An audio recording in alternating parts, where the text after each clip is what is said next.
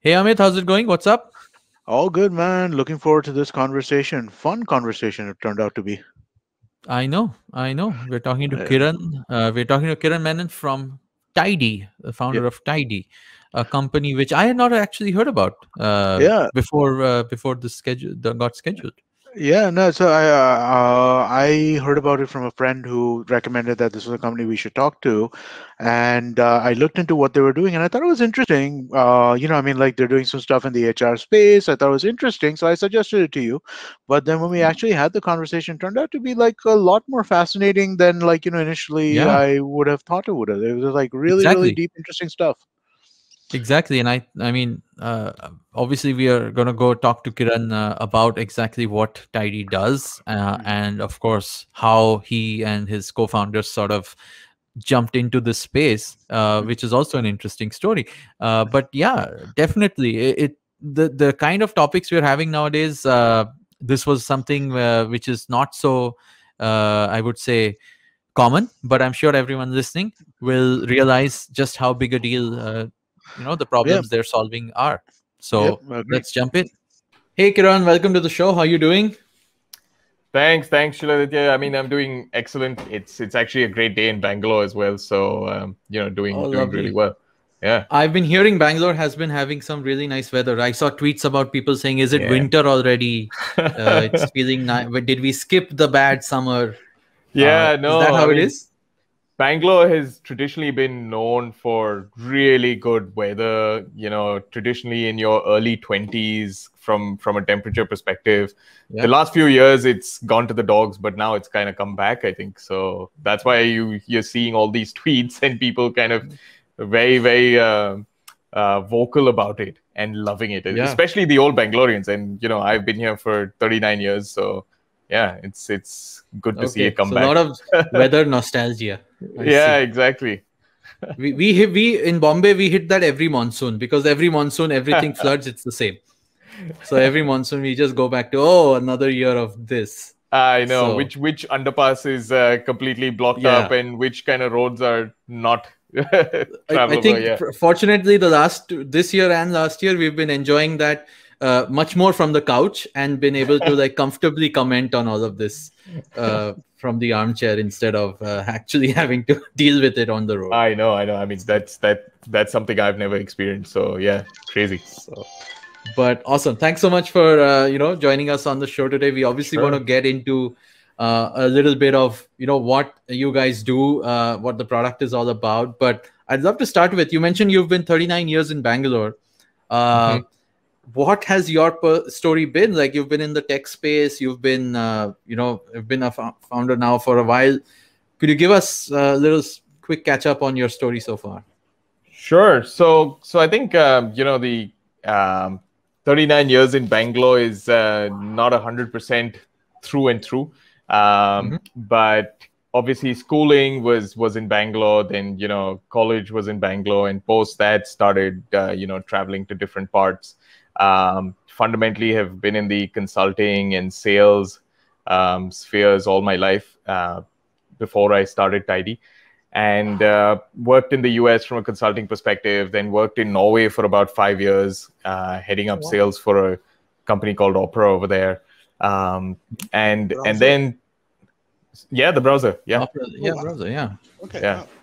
Yeah. So I was actually heading up sales for the browser. And then the last couple of years at Opera, I was running corporate development where, we were given a mandate to go acquire a few companies in the valley to expand beyond the browser itself.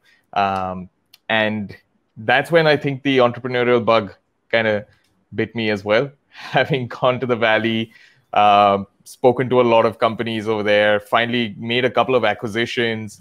Saw the fast pace of movement where the company that we acquired was actually very interesting. It was in mobile advertising, and we kind of given Opera's power and reach, we could grow that from a $10 million company to a $200 million company in 2 years, and that kind of scale really got me very interested in the whole entrepreneurial kind of stream of things. And Always had ideas, always had thoughts about starting something on my own, but then, realized maybe this was the time to get back and really start building something that I could call my own. And that's where the entrepreneurial journey kind of started. Also was super, lucky to have a couple of my friends join me in the journey. So Nikhil and Gaurav, who are my co-founders, we've known each other since school. Where Gaurav and I actually went to school from, I think, the second standard or something like that. Wow, so nice. we've kind of known each other for years. And incidentally, Gaurav also used to live in Copenhagen. So when I was in Norway, he would come over. We would keep thinking about all these elaborate ideas. We had, I think, about 15 to 20 different ideas that we wanted to start together. Every weekend was almost like a startup boot camp for us, trying to figure out if this particular idea had, some life in it. And fundamentally, that's where we kind of started talking about it really, really, I think where we started giving it a real thought rather than just, ideas. And long story short, moved back to India, moved back to Bangalore, and decided to start Tydy up. Awesome. And what led to this idea finally being the one you chose to push through on? Or was it like, or did you actually like pivot in along the way, or is that how's the story of Tydy been? And maybe introduce the product to everyone listening about what it is. Sure. So I would have loved to say I woke up one day and came up with this amazing idea, and it's what Tydy is today, but it just wasn't. It was an idea that came through multiple conversations and also a pivot from a product that we had built.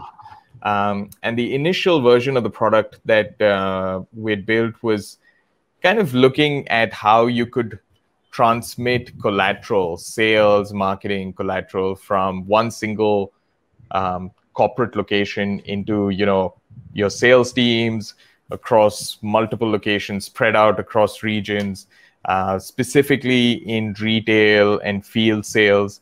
So, a company like Puma, for example, could potentially send a lot of product data, videos, things like that to their retail stores without having their retail team members have to sit and kind of manage this entire process, right? And it was completely automated.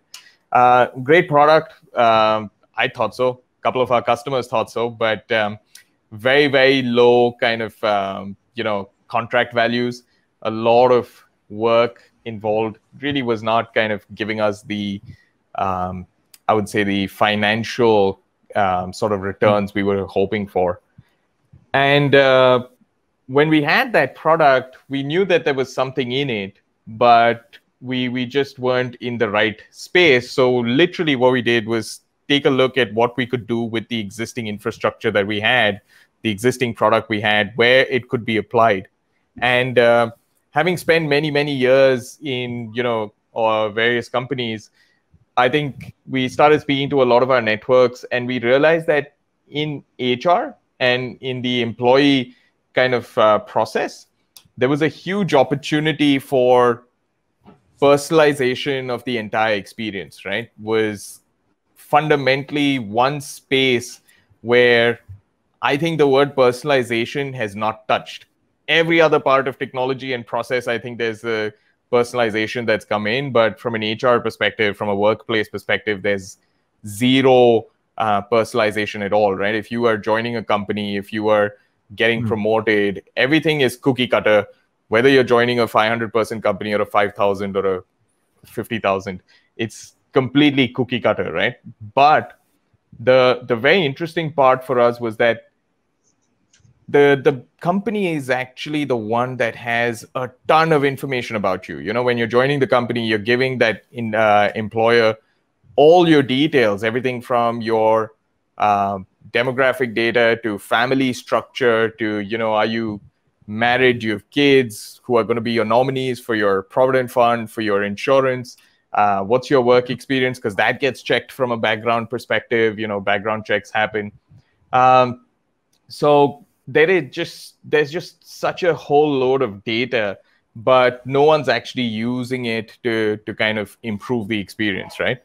And so fundamentally, that was a very interesting way for us to plug our existing product, because we were using it to kind of, again, push different types of content, different types of forms, different type of data captures, with the personalization from a sales and marketing angle. We just actually literally plucked that out and, retrofitted it for a HR or a workplace or an employee experience perspective.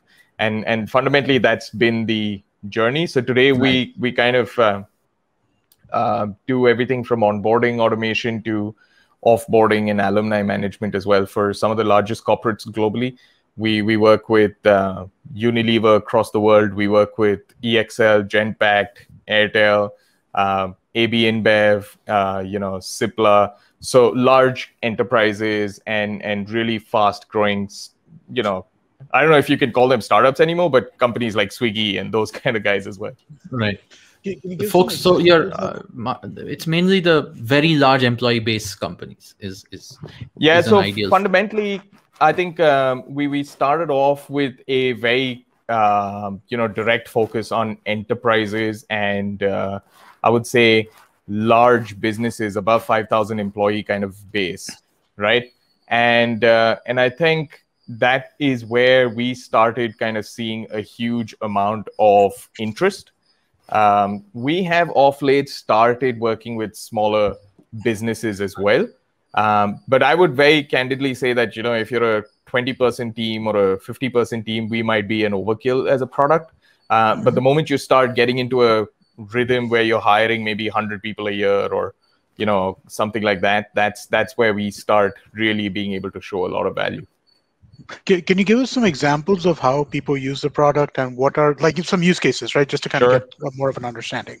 Sure. So let's take a generic client that we work with. Where we start is when the client wants to start engaging, or where that company wants to start engaging with the individual, right? It could be at a candidate stage, through the offer acceptance period. And then from that offer acceptance period to day one, where there's a huge amount of, I would say, stress from the company perspective today, given the talent war that's happening across the globe. Every single individual who's applied for a job and gotten an offer potentially has 4 other offers in hand, right? So when they kind of accept an offer at company A, they have maybe 3 other offers that they've also accepted. And so it becomes imperative for that company to start kind of engaging and influencing the decision of which company to go with, right? So what Tydy does is at that stage, creates a very simple digital form, asks you for some data, that data is anyway going to be used to generate your PF and your gratuity and your insurance and bank account opening and blah, blah, blah, whatever it may be. So the first thing that we do from a company perspective is we actually automate and make that entire process paperless. So no company has new hires coming in and sitting in on day one and filling out 15 different forms with the same information, right? All that is completely paperless, completely digitized. And thanks to, the world going upside down in April 2020, now everything is e-signed as well. So there's even no requirement for ink signatures and those kind of things.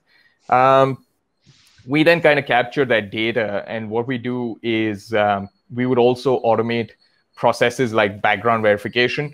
So we tie up with background verification vendors and automate that process to kind of capture the data that's required, send it to them, get back the responses. We would automate things like IT asset allocation. So we know Kiran is joining the sales team in Bangalore. And if that's the case, then Kiran needs a laptop with an expense card and, a mobile phone, for example. All of that is set up. And the huge advantage is with a company that we work with, pre-Tydy, all of that usually took about a week after joining for everything to be set up, and all of us have experienced this. We join in on day one, Our laptop may be ready, may not be ready. Some of our accounts are not yet ready. You know, our things are all over the place, right? But post deploying Tydy, what this company could do was we could suddenly kind of have all the IT assets and facilities and everything set up 5 days before start date. And so everything was ready the day I came in, and everything was ready so that I could get productive from day one. What also happened is all my induction sessions were broken up into, you know, bite-sized content and pushed out before day one. So I actually got an understanding of the company, who I'm going to be talking to, who I'm going to be meeting, potentially benefits. Hey, Kiran has a 2-year-old kid. Tydy will automatically tell you the top 5 benefits for you. One of them includes a daycare service. That might be something that you would be interested in, right? So you will still get access to that 40-page benefits document that you're never going to read. But Tydy has done the personalization for you to pick up just the things that may be most important for you, right?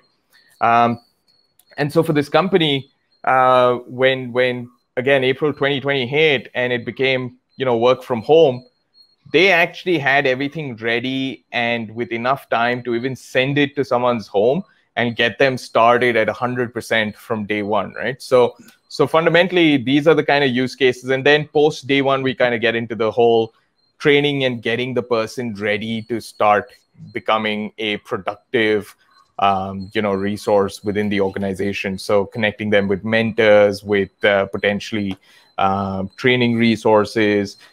Tydy also does all the provisioning within the organization. So we'll actually, you know, create the employee ID. We'll connect you with your Workday account, with your Teams account or Slack or whatever it may be.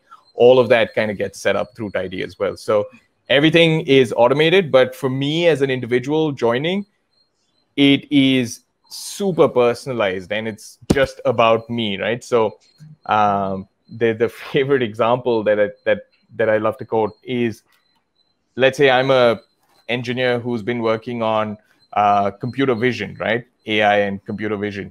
Mm-hmm. And if the company could tell me, hey, by the way, you're joining our computer vision team for a particular product, but we have a robotics team and we know you are interested in robotics, and in a couple of years, this is where you could potentially reach. Suddenly that whole process is completely personalized to me, right? It's no longer about, hey, yes, in this company, we have growth opportunities and you will be able to kind of grow in the next 2 years. It's very pointed about what my skills are, what my current talent level is, and where do I need to get to.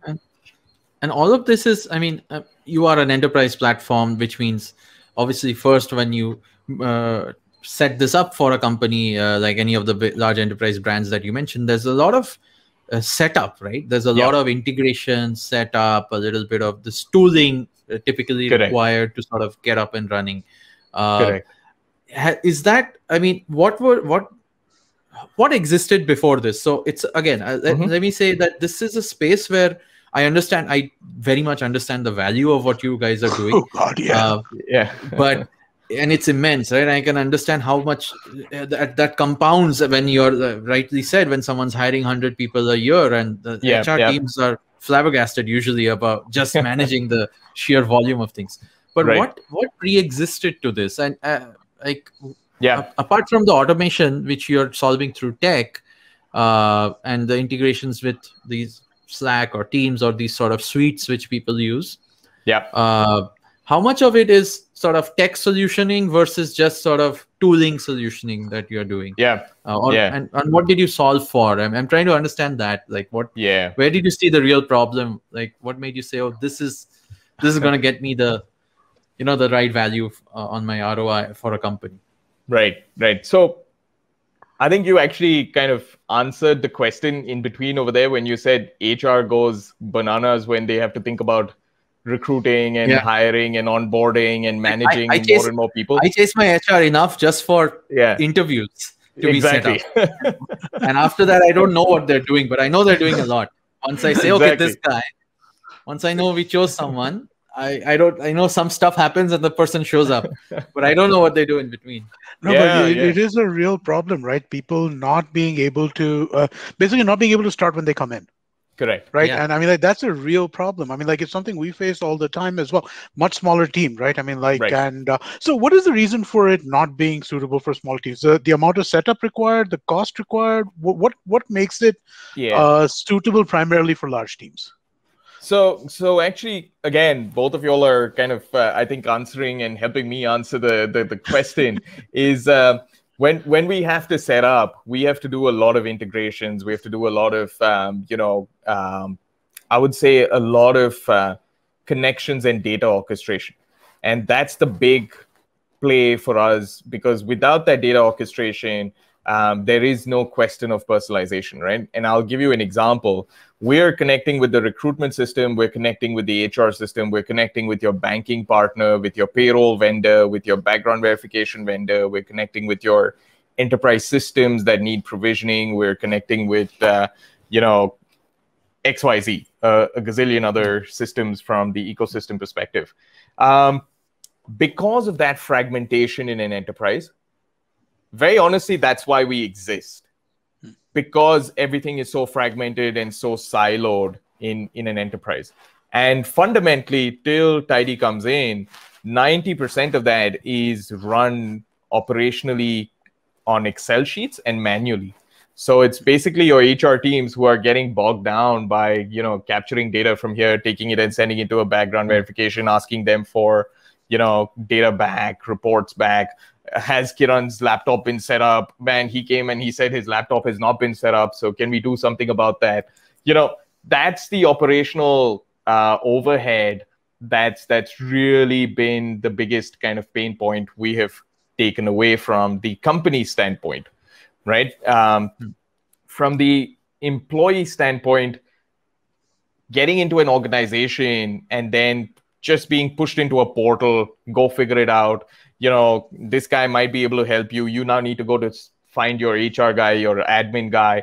All of that starts becoming really stressful. And at the end of the day, you're joining an organization where you don't know too many people. So you'd rather reduce stress than, increase it. So what Tydy then does is gives you all the tools just when you need it. So 2 days before the start date, Tydy will automatically introduce you to your buddy if there's a buddy concept in the organization, right? So even from that perspective, you're kind of almost taking away the noise and just letting you know what you need at that particular point of time. So Amit, to your question, why would we be an overkill for a 50-person organization?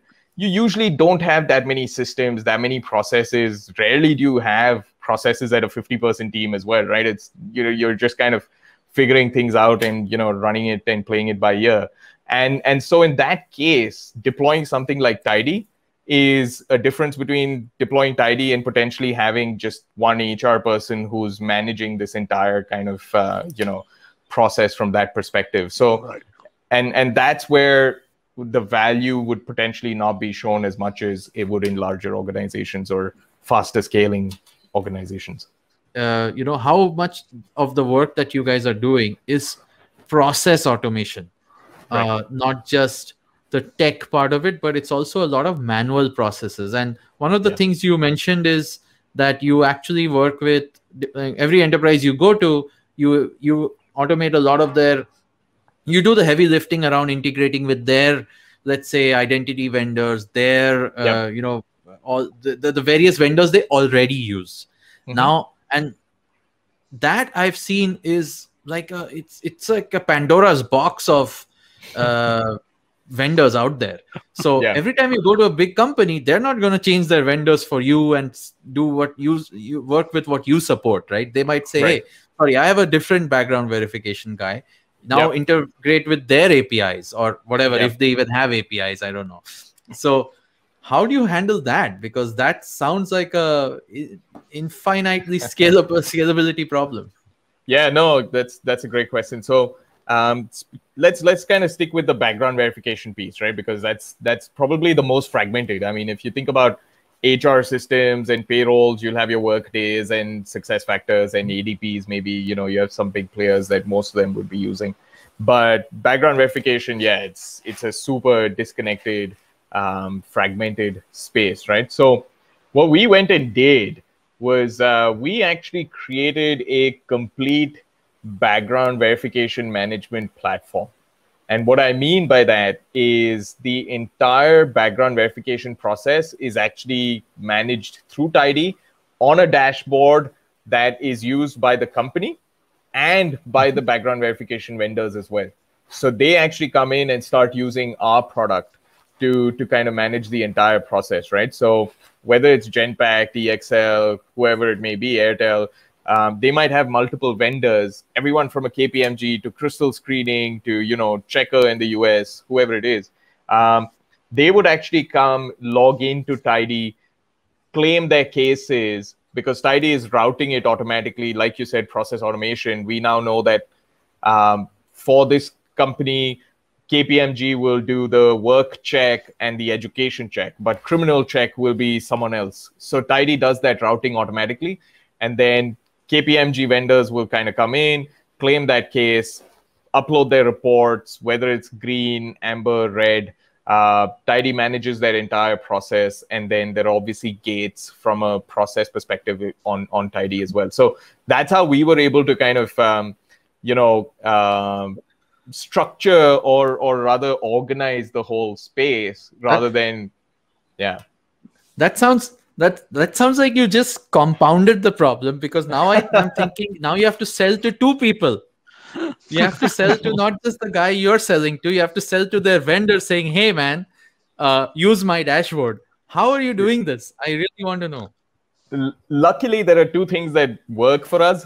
One is 90% of the background verification vendors don't have dashboards of their own. They've depended on emails, and which is crazy if you think about, even from a security perspective and all of that. All of our documents are going up and down through emails and everything. So that's one reason why we really are able to push this. The second big reason is that if your client who's onboarding 30,000 people a year tells you to use this, you're going to use this. Right, so that kind of plays a big role as well. Of course, no, I get that it's sort of prerogative is the person who's giving them the business, but it's amazing that you've been able to at least again not just convince people to use it, but also get them accustomed to it. So clearly that means you've also had to research what is a product need for them. Correct. So the downstream product is also something you're building apart from the main, the primary sort of product for the large companies and for HR. Exactly. And so you could use it for multiple.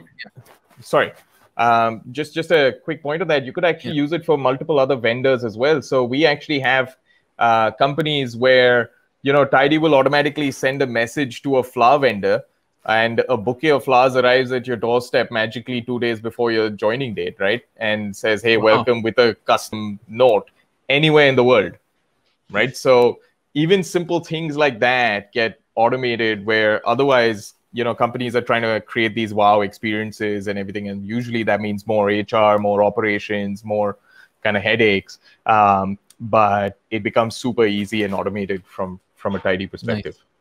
Yeah. Nice. The follow-up question I had was just, since you're sort of catering to obviously the onboarding and HR needs, then you also are building this downstream product for, let's say, the vendor side of things. As your sort of suite of services and automations has grown, what do you now see, rather in enterprise SaaS, there's this concept of what's your primary sales persona, like who do you sell to, right? So I have this question in general, because we're always trying to see who is the buyer of typical enterprise SaaS kind of products. So is HR still your primary buyer? Is it, you mentioned you also do IT onboarding, because HR owns that, but HR can't really do much. The IT and the tech folks in the company, or the security desk of the company usually has a say in all of that, like whether it's what software you use, how hardened your laptop is, and all of that, whether it has the right firewalls. HR usually doesn't get into the details of that. No. Whereas for you to be able to do that, you need their blessing. You need IT's blessing to be a operator in that space. So who do you sell to today? Or how, if it's all of them, how do you sell to all of them? So it's actually very interesting. When, as I said, I didn't actually start Tydy saying, onboarding is the biggest problem in the world and I'm going to solve it. We landed upon it, right? And one of the things that we realized after starting and going down this path is that very often onboarding is seen as an HR problem, but it's if I were to kind of break it down into a pie chart, it's probably about a 30% HR problem, 50% IT problem, and 20% is like support, admin, finance, all of those guys coming in as well, right? So it's actually a very distributed problem. It's not just an HR problem, though HR kind of fronts it. So to your point, from a sales perspective and from a target market perspective, what usually happens is we reach out to, or more often than not, it's HR VPs who reach out to us and schedule a demo. We basically run them through the demo. Then fundamentally, after a couple of other demos with the larger team, we start getting into IT conversations, not really about HR, not really about, what can we do from an HR perspective, but it's more about process automation, data orchestration, and that's the kind of conversation we get into. So in almost every single deployment of ours, we have two owners, the CHRO and the CIO or the CTO, who are co-owners of the deployment. So while HR kickstarts the process, because they are technically the owners of the process, the deployment is very often IT plus HR kind of coming in to make this happen. And as I said, a lot of the problems that we're solving are also for the IT teams and for the other teams, not just the HR teams. Yeah, that's what it. I mean, I think that's what it ends up being, and I like the pie chart because the majority, like you said, or at least half the problem is actually IT's problem. And if I know most IT people, they would love for things to be automated and not manual. So awesome. How big is this space? Since you mentioned the target market, right?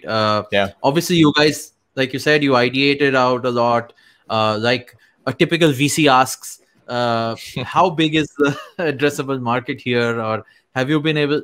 What's the kind of competition landscape that you compete with? Or is this like? I can see the opportunity is awesome, but what are the stats on it? No, absolutely. Let me give you the VC answer. It's billions and billions of dollars, the market size. But it's. But I think there was a report, and thankfully, there's more and more information coming out about onboarding automation, employee experience automation. That entire space is getting a lot more, I would say, coverage and interest. And especially in the last 12 months, ever since kind of COVID hit and things have gone virtual. I think one of the biggest kind of impact areas has been HR processes, right? Employee processes. How do you get people up and running? How do you get them, to be productive in a virtual environment, right?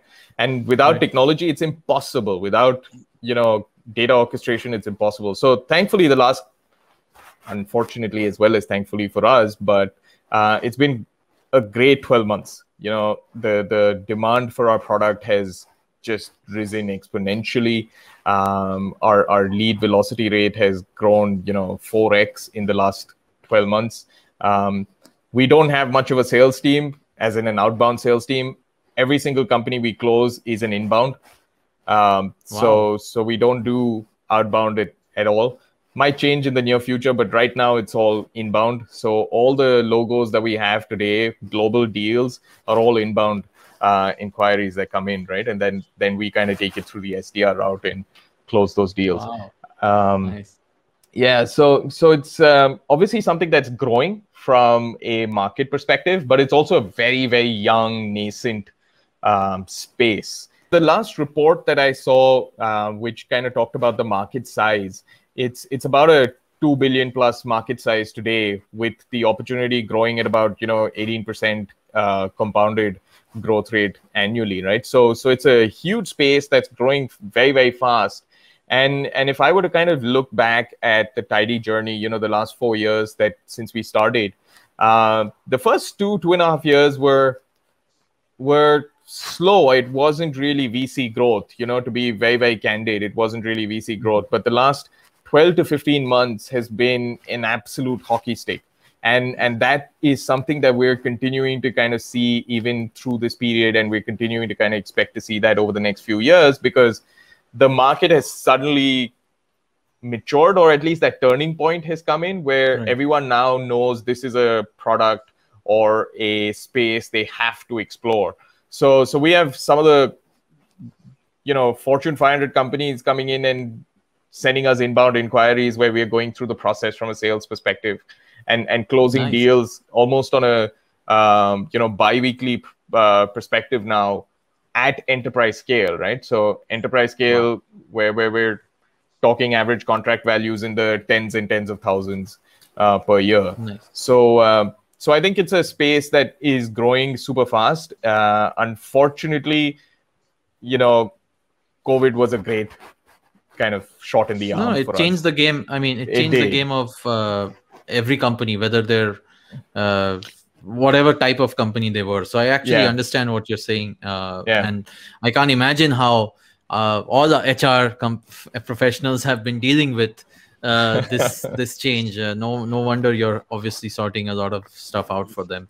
So what next? Obviously, you're evolving before you go there, right? I mean, I just wanted to ask, what you find is as you guys started doing, as you started working with larger and larger companies, right? What were some of the biggest problems you found in terms of being able to fix it, right? I'm just asking for again, I'm the example guy, right? So I mean, if you could, an example of some things that you see across a that you saw as the biggest problem.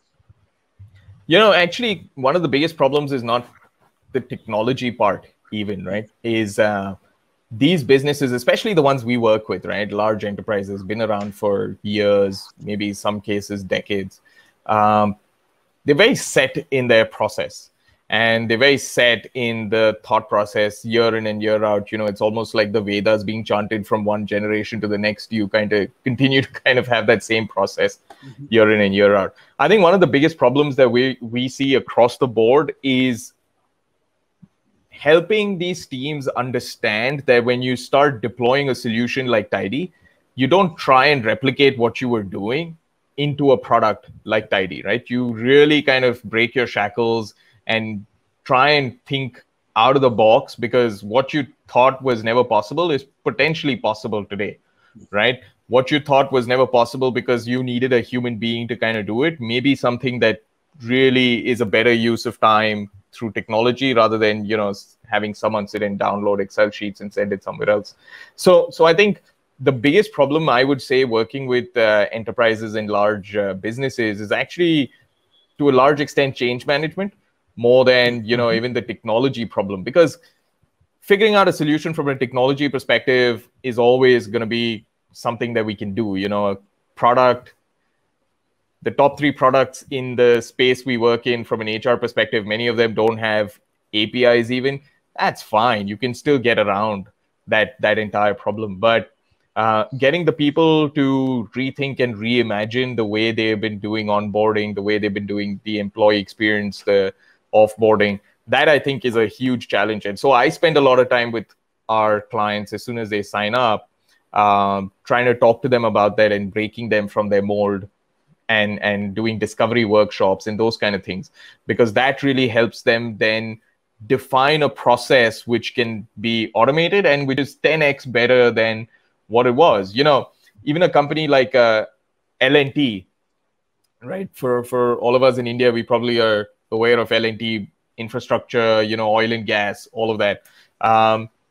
Very old school industrial business, if you think about it, right? But when we deployed Tydy in there, they were spending about 2.5 hours per week per individual who was joining the organization, right? That was the amount of time, human time, being spent. With Tydy being deployed, they now spend maybe 10 minutes, if not 15, a massive reduction. And they have about $200,000 plus returns after investing in Tydy, right? So even a company which is, supposedly old school, very, very kind of, has a long legacy.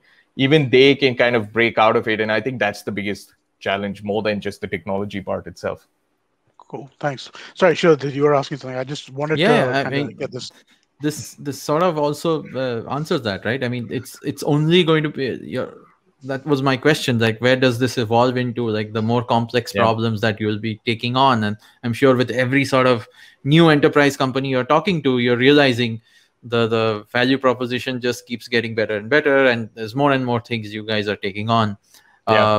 So but for yourself, right, for how big is your team today? Like, are you structured like a enterprise SaaS company where you're more product focused, or are you sort of more like a managed services company where there's a lot of people on the ground who are sort of doing this tooling and in set like onboarding your customers for onboarding themselves?